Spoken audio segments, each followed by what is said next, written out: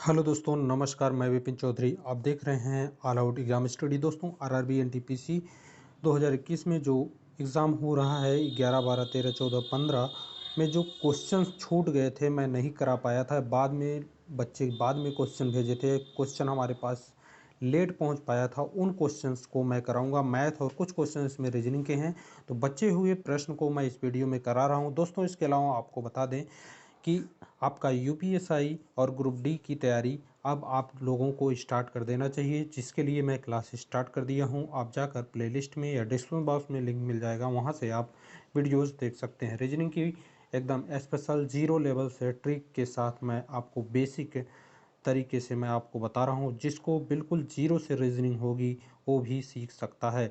तो दोस्तों, आज की क्लास स्टार्ट करते हैं। यहाँ पर जो आपके सामने पहला क्वेश्चन है, इस क्वेश्चन को देखिएगा। कह रहा है √3 प्लस अंडर रूट के अंदर में 154 प्लस √225। ऐसे क्वेश्चंस पूछे जाते हैं और बड़ी सीरीज होती है। तो दोस्तों, इस क्वेश्चंस को कैसे सॉल्व करेंगे, इस चीज़ को देखिएगा। सबसे पहले इसमें हम पीछे से स्टार्ट करते हैं क्वेश्चंस को सॉल्व करना।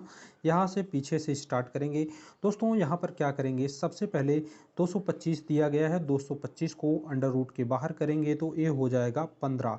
तो 15 जब बाहर हो जाएगा तो फिर एक अंडर रूट ख़त्म हो जाएगा हमारा 154। ठीक, 154 प्लस इस तरह से कुछ हो जाएगा, फिर आपका 3 प्लस 1 इस तरह से आपका हो जाएगा। अब दोस्तों, आपको क्या करना है, फिर इसको आपको जोड़ लेना है। 5 4 9 हो जाएगा, और 9 और इसमें 5 1 6, 169 हो गया। यह आपका अंडर रूट के अंदर में, फिर आपका 3 प्लस इस तरह से हो जाएगा इक्वेशंस। उसके बाद दोस्तों, आगे क्या करना है हमें, इन इसको अंडर रूट के बाहर जब करेंगे तो ये हो जाएगा 169 जो है 13 का ये 13 हो जाएगा। ठीक, 13 का वर्ग होता है 169, तो जब अंडर रूट से बाहर करेंगे तो दोस्तों 13 हो जाएगा। ठीक, अब देखिएगा यहाँ पर हमारा अंडर रूट के अंदर में क्या बचता है, 3 प्लस 13, और 3 प्लस 13 को आप जोड़ेंगे दोस्तों, अंडर रूट के अंदर में क्या हो जाएगा, 16। और 16 को जब दोस्तों हम अंडर रूट के बाहर करेंगे तो इसका आंसर आ जाएगा 4। इसी तरह से हम पीछे से इसको सॉल्व करते हैं। आशा करता हूँ आपको समझ में आया होगा। अगर नहीं समझ में आया तो कमेंट बॉक्स में करिएगा, बताइएगा। इस टाइप के कई क्वेश्चन एक वीडियो में लेकर आ जाएंगे, बहुत ही आसानी से सॉल्व कराएंगे। दोस्तों देखिएगा, ये क्वेश्चन था। नेक्स्ट क्वेश्चन की बात करें, यहाँ पर साइन 34 प्लस कॉस 64 अंश माइनस कॉस 4 अंश। तो दोस्तों, यहाँ पर क्या करना है, इसको भी पीछे से सॉल्व करना है। ऐसे क्वेश्चंस आपके एग्जाम में पूछे जा रहे हैं। C प्लस डी का फार्मूला लगाएंगे।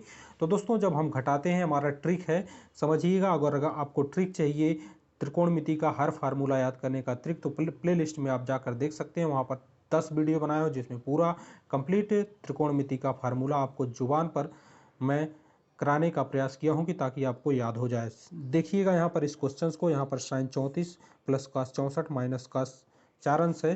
तो यहाँ से पहले C प्लस डी वाला फार्मूला लगाएंगे, इस वाले को छोड़ देंगे। दोस्तों, यहाँ पर देखिएगा, साइन साइन 34 अंश प्लस आपका ये 34 है, और कॉस यहाँ पर 64 माइनस कॉस 4 अंश है। तो यहाँ पर हम C प्लस डी का फार्मूला लगाएंगे। जब C माइनस डी होता है, cos C minus cos D होता है, तो यहाँ पर 2 into sine C plus D होता है 64 प्लस 4, ठीक, बटे 2 हो जाएगा C प्लस 2।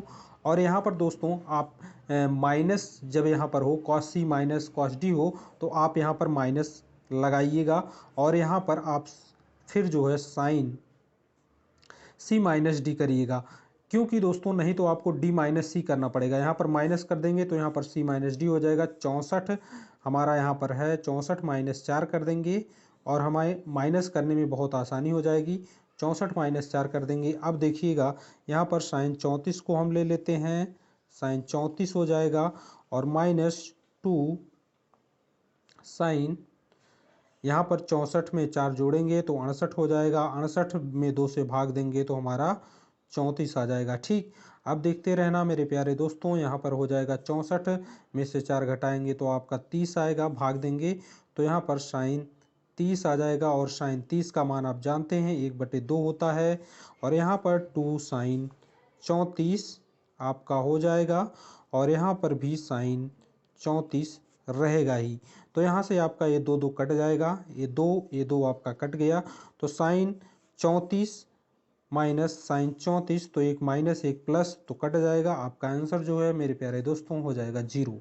तो आपको आशा करता हूँ समझ में आ गया होगा। पीछे से सॉल्व करना, सी माइनस डी का फार्मूला लगाना, और माइनस में जो है अगर आप यहाँ पर पहले माइनस ले लेंगे तो यहाँ पर डी माइनस सी हो जाएगा, ठीक, डी माइनस सी हो जाएगा, सी माइनस डी हो जाएगा, नहीं तो आपको डी माइनस सी करना पड़ेगा, ठीक।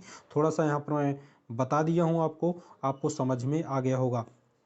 यहाँ पर आपके सामने एक रीजनिंग का क्वेश्चन देखने को मिल रहा है, इस क्वेश्चन को समझिएगा। 89 रेशियो 178 रेशियो 90, इसके बाद आपको बताना है यहाँ पर क्या होगा। तो दोस्तों सबसे पहले हम देखते हैं इसमें क्या संबंध है। अगर आप इसमें 2 से गुणा करें, 89 में 2 से गुणा कर दीजिए, तो आप 2 से गुणा करें, 9 दूनी 18 हासिल 1, 8 दूनी 16 1 17, 2 से गुणा करने पर ये आ रहा है। तो दोस्तों 90 में जब 2 से हम गुणा करेंगे, 9 दूनी 18 180 आ जाएगा। बहुत ही इजी क्वेश्चन है, ये आसानी से आप लगा सकते हैं।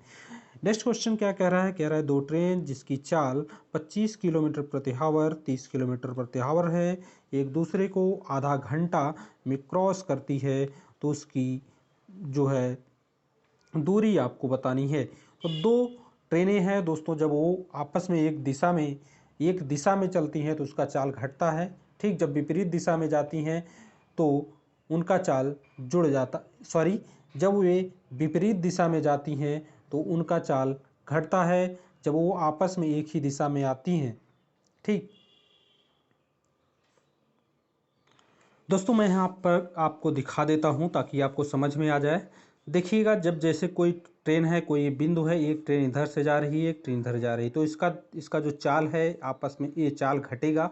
और अगर एक ट्रेन इधर जा रही है, एक ट्रेन इधर आ रही है, तो इसका चाल क्या होगा, आपस में यहाँ पर जुड़ेगा और यहाँ पर घटेगा। इस चीज़ को मैं बताने का प्रयास कर रहा था। आशा करता हूँ आपको समझ में आ गया होगा। 1 मिनट देखिएगा गौर से, अब इस क्वेश्चन को कैसे सॉल्व कर लेते हैं, ठीक। बहुत ही ईजी क्वेश्चन है, इस क्वेश्चन से डरने की बिल्कुल कोई ज़रूरत नहीं है। तो देखिएगा, कह रहा है दो ट्रेन जो है ट्रेन जिसकी चाल 25 किलोमीटर तथा 30 किलोमीटर एक दूसरे को आधा घंटा में क्रॉस करती है। जब एक दूसरी ट्रेन का मुख एक दिशा में होगा, इस तरह से होगा, तभी तो एक दूसरे को क्रॉस कर पाएंगी दोस्तों। अब जब एक दूसरे को कितने देर में, आधा घंटा में, मतलब 30 मिनट में क्रॉस कर लेती हैं। कितने, 30 मिनट में क्रॉस कर लेती है। तो दोस्तों क्रॉस करती है तो उसकी दूरी आपको बताना है। तो यहाँ पर आप देखिएगा, चाल बराबर दूरी बटे समय होता है, चाल बराबर होता है दूरी बटे समय।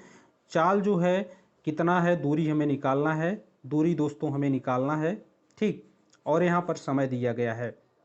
अब इस फार्मूले से आप निकाल लीजिए चाल आपका क्या हो जाएगा, 25 + 30, 30 20 50, 5 55, चाल हमारा क्या हो जाएगा 55 इक्वल हो जाएगा, दूरी हमें निकालना ही है। और यहाँ पर समय से आप इसमें गुणा कर दीजिए, 30 से ले जाकर आपका आंसर आ जाएगा 30 मिनट, ठीक। यहाँ पर आपकी दूरी निकल आएगी और फटाफट इसको कर लीजिए, 5 × 15 हासिल 1, ठीक, 5 × 15 1 16, ये आपकी दूरी हो जाएगी।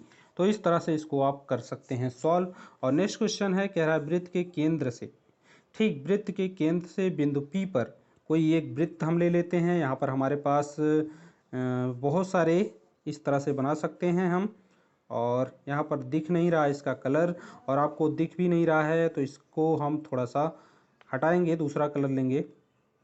कोई नहीं, हम बना लेते हैं, जब तक हम करेंगे। एक वृत्त बना लिया, एक वृत्त के केंद्र से, ठीक, एक वृत्त है, वृत्त का एक कोई केंद्र है, केंद्र से जो है P पर कोई यहाँ पर एक बिंदु है P, ठीक, ये बार बार आ जा रहा है P, यहाँ पर एक P है। कह रहा है पिन P पर जो है 13 लंबी 13 सेंटीमीटर होगा, 13 यहाँ पर कुछ नहीं लिखा, सेंटीमीटर मान लीजिए, 13 सेंटीमीटर लंबी भुजा डाली गई है। तो यहाँ पर बिंदु P पर 13 सेंटीमीटर लंबी भुजा हम डाल देते हैं। और कह रहा है भुजा P से स्पर्श रेखा की लंबाई 12 सेंटीमीटर है। स्पर्श रेखा ए होती है दोस्तों, स्पर्श रेखा ये होती है, ये भुजा बिंदु P पर स्पर्श रेखा ये 12 सेंटीमीटर है और ये 13 सेंटीमीटर है। तो कह रहा है वृत्त की त्रिज्या ज्ञात करनी है। त्रिज्या आपकी ये हो गई, ये त्रिज्या आपको बतानी है। तो पाइथागोरस प्रमेय आप लगाएंगे तो 13, यहाँ पर देखिएगा 12 × 144, यहाँ पर आप पाइथागोरस प्रमेय लगाएंगे, 13 त्रिज्यम 169, ठीक, माइनस 12 बरहिम 144 करेंगे तो आपका आ जाएगा 25, और 25 का अंडर रूट के अंदर में होगा आर स्क्वायर बराबर हो जाएगा 25, और आर का मान हो जाएगा आपका 5। ये आपका वैल्यू 5 हो जाएगा। पाइथागोरस प्रमेय लगा के आप दोस्तों इसको निकाल सकते हैं, बहुत ही आसानी से आपको निकल आएगा। कह रहा है किसी आयत की लंबाई, नेक्स्ट क्वेश्चन है, 30 मीटर तथा उसकी चौड़ाई लंबाई की 2/3 है। तो चौड़ाई हमें, लंबाई हमें पता है, यहाँ पे आप देखिएगा लंबाई हमें पता है और चौड़ाई हमें निकालना है। तो चौड़ाई जो है, ठीक, चौड़ाई कह रहा है लंबाई का 30 मीटर का कितना है, 2/3 है। तो यहाँ पर 10 दूनी 20 हो जाएगा, ठीक, इसको काटिएगा तो आपका आ जाएगा क्या, 20 मीटर आ जाएगा इसकी चौड़ाई। और लंबाई हमें दिया गया है। आयत का परिमाप, आयत का परिमाप मेरे प्यारे दोस्तों क्या होता है, आयत का परिमाप होता है 2a + b। तो 2a + b जब करोगे, a हमारा कितना दिया गया है, a को हम मान लेते हैं हमारा लंबाई जो है, ठीक, लंबाई प्लस चौड़ाई गुणे 2 होता है। तो लंबाई हम मान लेते हैं 30 मीटर और चौड़ाई हम मान लेते हैं 20 मीटर, और गुणे 2 कर देंगे तो हमारा आ जाएगा 30 20 50, 50 दूनी 100 मीटर हमारा इसका आयत का परिमाप आ जाएगा। कह रहा है वर्ग के परिमाप के बराबर है। आयत का परिमाप वर्ग के परिमाप के बराबर है, तो वर्ग का क्षेत्रफल ज्ञात करना है। मेरे दोस्तों, वर्ग का क्षेत्रफल कैसे ज्ञात करेंगे इस बात को समझिएगा। कह रहा है आयत का परिमाप वर्ग के परिमाप के बराबर है। तो वर्ग का परिमाप क्या होता है, देखिएगा, वर्ग का परिमाप होता है 4a होता है, और 4a 100 के बराबर है, ठीक, 4a किसके बराबर है, 100 के। 30 दूनी 50, 50 दूनी 100। 4a जो वर्ग का परिमाप है, वर्ग का परिमाप आयत के परिमाप के बराबर है, तो आपका 4a बराबर 100 हो जाएगा। तो हम अगर a का मान निकाल लें तो हमें वर्ग का क्षेत्रफल पता चल जाएगा, क्योंकि वर्ग का क्षेत्रफल होता है a² लंबाई गुणे चौड़ाई, तो हमारा a का स्क्वायर भी पता चल जाएगा। अब यहाँ पर आप भाग दे दीजिए 4 से, यहाँ पर से आप 4 से भाग देंगे, ठीक, 4 दूनी 8, ठीक, 4 दूनी 8 हो जाएगा, 4 पंचे 20, ये हो जाएगा 25। और अगर a² निकालेंगे तो 25 गुणे 25 हो जाएगा आपका 625, ठीक, 625 यहाँ पर आपका आंसर आ जाएगा। a² मतलब वर्ग का क्षेत्रफल आपका आ जाएगा 625, ठीक, इस तरह से आप निकाल सकते हैं। नेक्स्ट क्वेश्चन है, कह रहा है 10,000 रुपये की धनराशि है। कोई 10,000 रुपये की यहाँ पर आपकी धनराशि है, मान लेते हैं कोई भी धनराशि है, और 5% की वार्षिक दर से साधारण ब्याज ज्ञात करना है। तो साधारण ब्याज बराबर होता है दोस्तों, साधारण ब्याज बराबर होता है, सिंपल इंटरेस्ट बराबर होता है आपका क्या, पार्ट बटे समय, पार्ट बटे 100। पार्ट क्या है, पी हमारा मूलधन हो गया, तो 10,000 हमारा मूलधन है, ठीक, और उसके बाद आर आपका क्या है, 5%, 5%, और टी हमारा समय क्या है, 5 वर्ष। ए अब इसको सॉल्व कर लेना प्यार से, बड़े प्यार से इसको हमारा कट जाएगा, फटाफट कट गया। अब 25 25 से 100 में गुणा करोगे तो दोस्तों यहाँ पर आ जाएगा आपका 2500, ठीक, 2500। यहाँ पर आपका सिंपल इंटरेस्ट आ जाएगा, साधारण ब्याज, हमारा ये राइट आंसर यहाँ पे हो जाएगा। नेक्स्ट क्वेश्चन कह रहा है प्रथम 10 प्राकृतिक संख्याओं के वर्गों का औसत ज्ञात करना है। तो दोस्तों यहाँ पर प्रथम 10 प्राकृतिक संख्याओं का वर्गों का औसत ज्ञात करना है। तो सबसे पहले प्राकृतिक संख्याओं का योग जान लेते हैं, वर्गों का योग जान लेते हैं। 10 प्राकृतिक संख्याओं के वर्गों का योग क्या होगा। सबसे पहले तो इसका फार्मूला क्या होता है इसको समझिएगा बहुत ही आसानी से। यहाँ पर आपका जो फार्मूला होगा n, एक ब्रैकेट में n + 1 इंटू ब्रैकेट में 2n + 1, और यहाँ पर n जो होगा 10 होगा, क्योंकि 10 प्राकृतिक संख्याओं का कहा है तो n बराबर 10 होगा। ये हमारा हो जाएगा जो है n प्राकृतिक संख्याओं का योग, तो n इसमें क्या है 10। तो दोस्तों n के स्थान पर 10 रखेंगे, जैसे ही 10 रखेंगे तो 10 प्राकृतिक संख्याओं का वर्गों का योग हमें आ जाएगा। उसके बाद उसमें हम 10 से भाग दे देंगे, हमारा एवरेज आ जाएगा। ये हमारा योग है, 10 प्राकृतिक संख्याओं के वर्गों का ये योग है, और योग करके उससे हम उतनी ही संख्याओं से भाग देते हैं, तब हमारा एवरेज यहाँ पर आ जाता है। तो पहले हम योग निकाल लेते हैं, उसके बाद भाग दे के हम निकालेंगे। n बराबर अगर हम 10 रखें तो यहाँ पर 10 एक 11 हो जाएगा एक ब्रैकेट में, और एक ब्रैकेट में आपका हो जाएगा 10 दूनी 20, 20 एक 21। ठीक, अब इसको आप कर लीजिए गुणा, और जब इसको आप गुणा भाग करेंगे तो आपका क्या आएगा, इसको देखिएगा। 11 गुणे काटिए इसे, 3 सते 21, 3 दूनी 6 और 2 पंचे 10 आपका हो गया।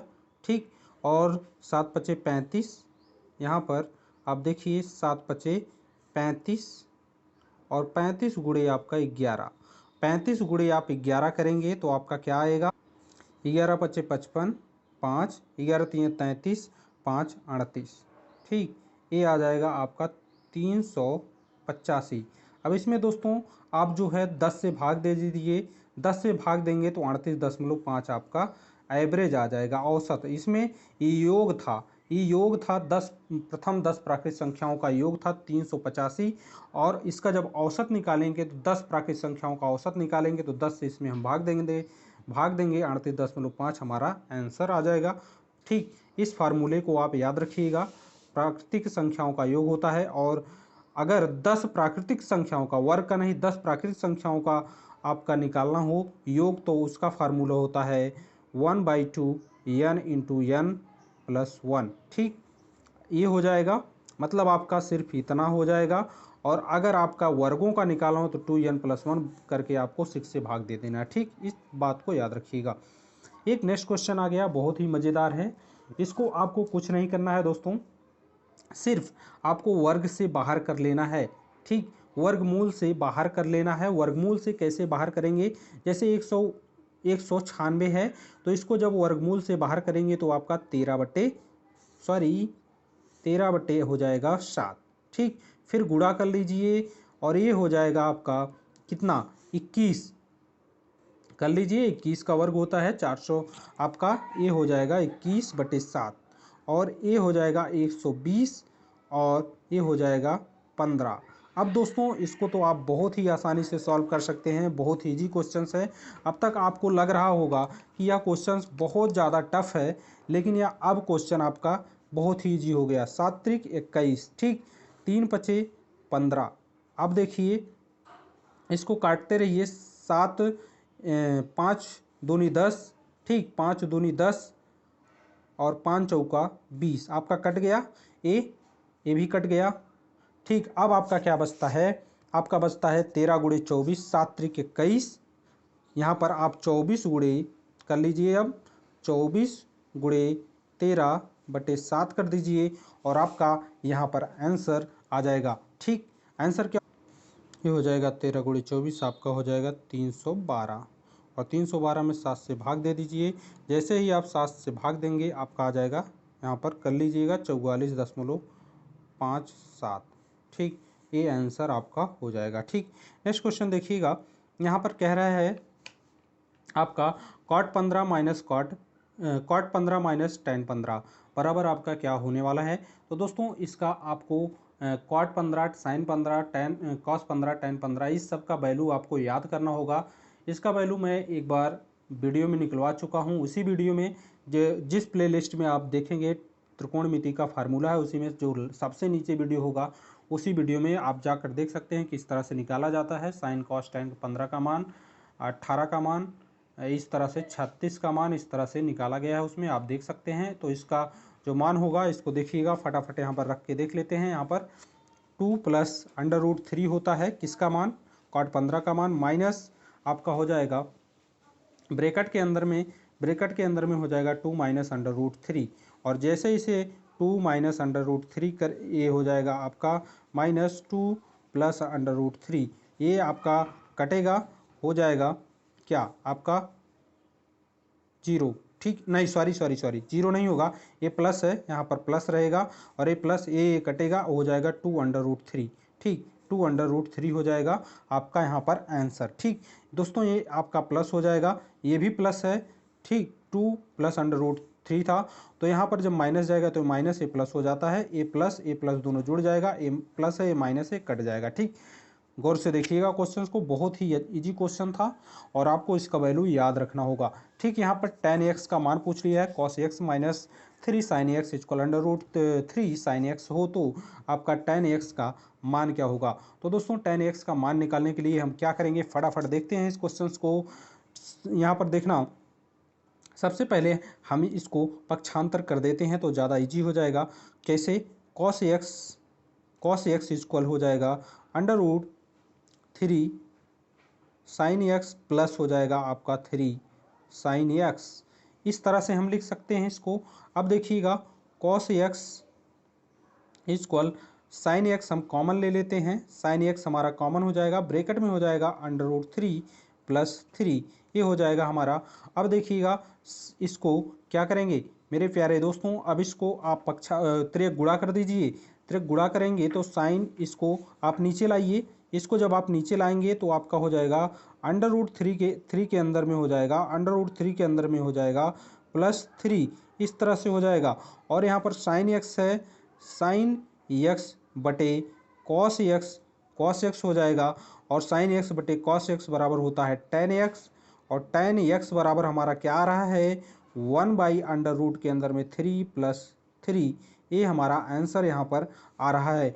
और इसमें जो है अगर और इसको सरल करना चाहते हैं तो ऊपर नीचे अंडर रूट 3 माइनस 3 से गुणा भाग करके और सरल कर सकते हैं, तो आंसर आपका यही मान लेते हैं और बाकी आगे आप कर सकते हैं। नेक्स्ट क्वेश्चन आपके सामने है मेरे प्यारे दोस्तों, यह रीजनिंग का क्वेश्चन है, इसको देखिएगा, सीरीज का क्वेश्चन है, बहुत ही इजी क्वेश्चन है। इसमें 3-3 का सबसे पहले समूह बना लीजिए। ठीक, हम बता देते हैं आपको 3-3 का समूह क्या क्यों बना रहे हैं हम। देखिएगा इसमें यहाँ पर आप एक देख रहे हैं, एक है, एक में एक से गुणा करेंगे एक आएगा, फिर एक में एक से गुणा करेंगे एक आ जाएगा। फिर यहाँ दो है, दो में दो से गुणा करेंगे तो 4 आएगा, 4 में 2 से गुणा करेंगे तो 8 आ जाएगा। फिर यहाँ पर 3 है, 3 में 3 से गुणा करिए 9 आ गया, 9 में 3 से गुणा करेंगे 9 त्रिक 27। जो संख्या है यहाँ पर 3 है, 3 में 3 से गुणा कर रहे हैं तो 9 आ रहा है, फिर 9 में 3 से गुणा कर रहे हैं तो 27 आ रहा है। यहाँ 2 है, 2 में 2 से गुणा कर रहे हैं तो 4 आ रहा है, 4 में 2 से गुणा कर रहे हैं तो 8 आ रहा है। उसी तरह यहाँ भी 4 में 4 से गुणा करेंगे 16, और 16 में 4 से गुणा करेंगे तो यहाँ पर आपका 64 आ जाएगा, 64 यहाँ पर आपका आंसर हो जाएगा। ठीक, नेक्स्ट क्वेश्चन क्या कह रहा है, किसी त्रिभुज के कोणों का योग 4:5:6 के अनुपात में है तो छोटा कोण ज्ञात करना है। मेरे प्यारे दोस्तों, तीनों कोणों का योग होता है 180 अंश, तो हम इसको 4x प्लस 5x ठीक प्लस 6x बराबर 180 हम मान लेते हैं। ठीक, 180 अंश, तो इसको जोड़ लीजिए, 6 4 10 5 15x, 15x बराबर आपका 180 अंश हो जाएगा। और x का मान अगर हम निकालें तो 180 बटे 15 कर देंगे। दोस्तों हमारा यहाँ पर x का मान यहाँ पर आ जाएगा, 15 से 180 में भाग देंगे तो 15 एकम 15 और 15 दूनी 30 हो जाएगा, हमारा यहाँ पर 12 हो जाएगा x की वैल्यू। और सबसे कह रहा है सबसे छोटा कोण ज्ञात करना है, तो दोस्तों एक कोणों का योग था 180, छोटा कोण हमारा 4x होगा, 4x, x की वैल्यू अगर हम 12 रख दें, 12 चौका 48, 48 हमारा यहाँ पर सबसे छोटा कोण हो जाएगा, सबसे छोटा हमारा क्या होगा 48 अंश, तो ये हमारा हो जाएगा आंसर। नेक्स्ट क्वेश्चन, किसी वर्ग का परिमाप और उसका जो है क्षेत्रफल बराबर है तो उसका भुजा कितना होगा। तो दोस्तों किसी वर्ग का परिमाप होता है 4a, ये उसका भुजा हम मान लेते हैं, तो 4a उसका परिमाप उसके क्षेत्रफल के बराबर, मतलब ए स्क्वायर के बराबर है, तो उसका भुजा कितना होगा। तो दोस्तों यहाँ पर ए कट जाएगा, ए बराबर हमारा 4, उसकी भुजा जो है 4 मीटर या सेंटीमीटर, वर्ग मीटर, किलोमीटर जो भी होगा, यहाँ पर कोई आपका यहाँ पर दिया नहीं है, मीटर सेंटीमीटर कुछ दिया नहीं है, तो हम कुछ भी मान सकते हैं, ये बराबर 4 हमारा यहाँ पर आंसर हो जाएगा। ठीक, नेक्स्ट क्वेश्चन है दोस्तों, क्वेश्चन को समझिएगा, कह रहा है एक आदमी 54 किलोग्राम नारंगी जो है 25 रुपये किलोग्राम की दर से खरीदा, उसमें 4 नारंगी खराब निकला। ठीक, उसने उसे फेंक दिया, बचे हुए 34 रुपये के हिसाब से बेच दिया, उसे कितना लाभ हुआ। तो दोस्तों सबसे पहले इसने कितने रुपए में खरीदा, इस बात को हम निकाल लेते हैं। 54 नारंगी है ठीक, मान लो 54 नारंगी है, 54 किलोग्राम या 54 नारंगी है, उसको उसने 25 रुपए के हिसाब से प्रति किलोग्राम के हिसाब से खरीदा। तो 25 गुणे 54 आप जब करेंगे, ठीक, 25 तो आपका 1350 रुपये इसका आ जाएगा कि 1350 रुपये में उसने खरीदा और 4 नारंगी खराब निकल गया। तो मान लीजिए 4 नारंगी खराब निकल गया तो उसके पास कितना नारंगी बचता है, मान लेते हैं 50 नारंगी बच जाता है। तो 50 नारंगी उसके पास बचता है तो 50 को 34 रुपये किलो वह बेच देता है। तो 50 को जब 34 रुपये किलो बेचेगा तो 5 चौका 20, 5 चौका 20, 2 5 तिहाई 15, 1 आपका 17, तो आपका 5 चौका 20 यहाँ पर हो जाएगा 1700 रुपये। ठीक, 5 चौका 20, ये 50 वाला एक जीरो और बढ़ जाएगा, 5 चौका 20, 2 5 तिहाई 15, 2 17, 1700 रुपये में वह बेच देता है। तो उसे कितना लाभ होता है, 1350 में वो खरीदता है। तो इसको हम 1350 को माइनस कर देंगे, यह आपका विक्रय मूल्य है, विक्रय मूल्य माइनस क्रय मूल्य बराबर हो जाएगा आपका यहाँ पर लाभ। लाभ आपका क्या आता है, तो दोस्तों यहाँ पर जीरो हो जाएगा, फिर आपका 10 में से 5 जाएगा तो 5, और फिर आपका यहाँ पर क्या बचेगा, यहाँ पर 6 में से 3 जाएगा तो 350 रुपये यहाँ पर आपका क्या होगा, लाभ हुआ, कमा लेता है। इस तरह से आपको सिर्फ किलोग्राम यहाँ पर दिया गया है। 4 नारंगी खराब हो जाता है, मान लीजिए एक नारंगी 1 किलोग्राम का है तो खराब निकल गया 4 किलो, तो वह 50 किलो बचता है, 50 किलो को 34 के रेट में बेच दिया, तो हमारा आंसर फटाक से आ जाएगा। अब देखो एक क्वेश्चन और बड़ा नया नया आ गया है, इसको हम देख लेते हैं। कह रहा है a की power 2x equal b, b की power 2y equal c, c की पावर 2z इक्वल a, तो एक्स वाई जेड का मान निकालना है। बहुत गौर से समझिएगा, हम यहाँ पर a बराबर मान लेते हैं b की पावर 1/2x, ठीक, b की पावर 1/2x इसको हम मान लेते हैं यहाँ पर, और b बराबर हम मान लेते हैं दोस्तों, b बराबर c की पावर 1/2y, ठीक, और उसी तरह से यहाँ पर आपका c बराबर हम मान लेते हैं a की पावर 1/2z, इस तरह से हम मान लिए। ठीक, अब कह रहा है, अब हम कह रहे हैं a बराबर हम क्या लिख सकते हैं, a बराबर हम लिख सकते हैं कि b की पावर 1/2x लिख सकते हैं बहुत ही आसानी से। और b के स्थान पे दोस्तों, b के स्थान पे हम लिख सकते हैं c की पावर b के स्थान पे हम लिख सकते हैं कि c की पावर ठीक, c की पावर 1/2y, और जब हम b के स्थान पे लिखेंगे तो दोस्तों गुणा में घातें क्या होती हैं, गुणा में घातें जुड़ती हैं। ठीक, इस तरह से देखिएगा। अब देखना c के स्थान पे हम क्या लिख देंगे, c के स्थान पे लिख देंगे, c के स्थान पे लिख सकते हैं a की पावर 1/2z, इस तरह से लिखेंगे तो यहाँ पर आ जाएगा। ये दोनों तो खत्म हो जाएगा क्योंकि हम b के स्थान पर c लिख रहे हैं, c के स्थान पर 1 लिख दिए, लास्ट में आपका a ही बचेगा। तो दोस्तों अब देखिएगा a जो है आपका यहाँ पर गुणा हो जाएगा, तो a की पावर आपका हो जाएगा a की पावर 1 और a की पावर हो जाएगा आपका 2, 2 दूनी 4, 8 गुणे एक्स वाई जेड, ठीक, एक्स वाई जेड हो जाएगा, और एक्स वाई जेड हो जाएगा तो यहाँ पर हम देखेंगे एक बराबर हो जाएगा आपका 1/XYZ 8 के साथ। तो हमें जेड का मान, किसका मान निकालना है, देखना है यहाँ पे XYZ का मान निकालना है ना।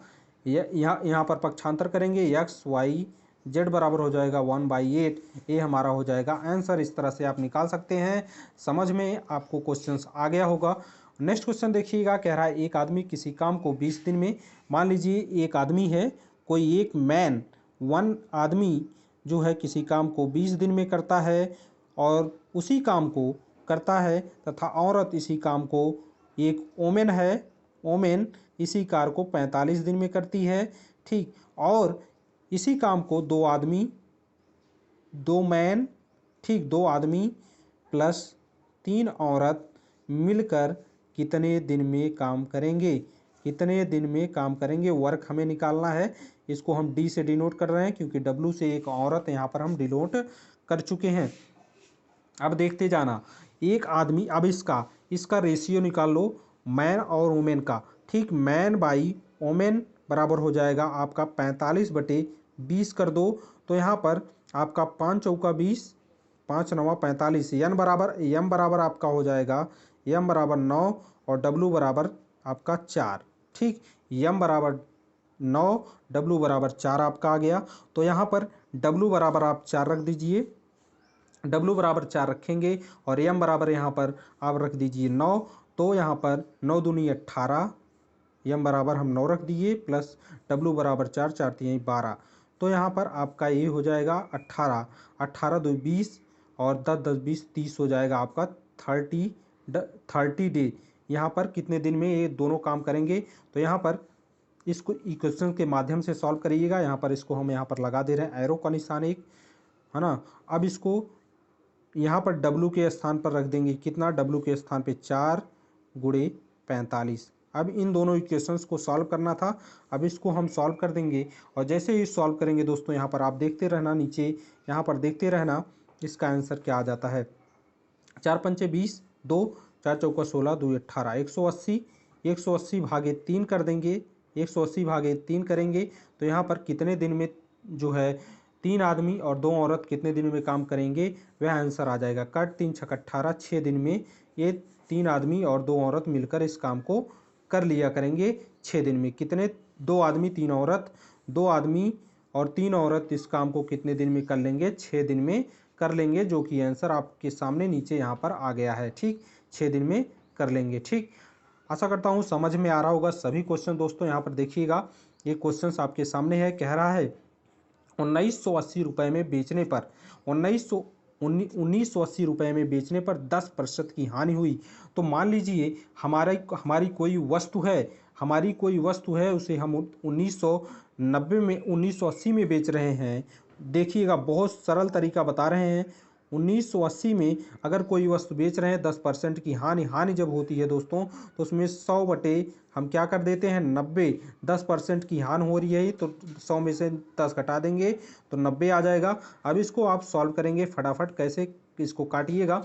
जब ये आपका कटेगा तो आपका 1880 है, 1980 है, 1980 गुणे आपका हो जाएगा, देखना 1980 यहाँ से जब 10 से गुणा करेंगे तो आपका ये हो जाएगा, इसमें आप भाग दीजिए तो 9 दूनी 18 और 9 दूनी 18, ये 2200 रुपये आपका जो है क्या है, यह क्रय मूल्य है। 10% की हानि पर बेचा था, 1880 रुपये में बेच दिया था, लेकिन जो हमारा क्रय मूल्य है, जितने में हम खरीद कर लाए थे, वह मूल्य हमारा था 2200 रुपये और 10% की हानि में हमने बेच दिया था। यहाँ पर 10% की हानि में बेचा था 1980 रुपये में।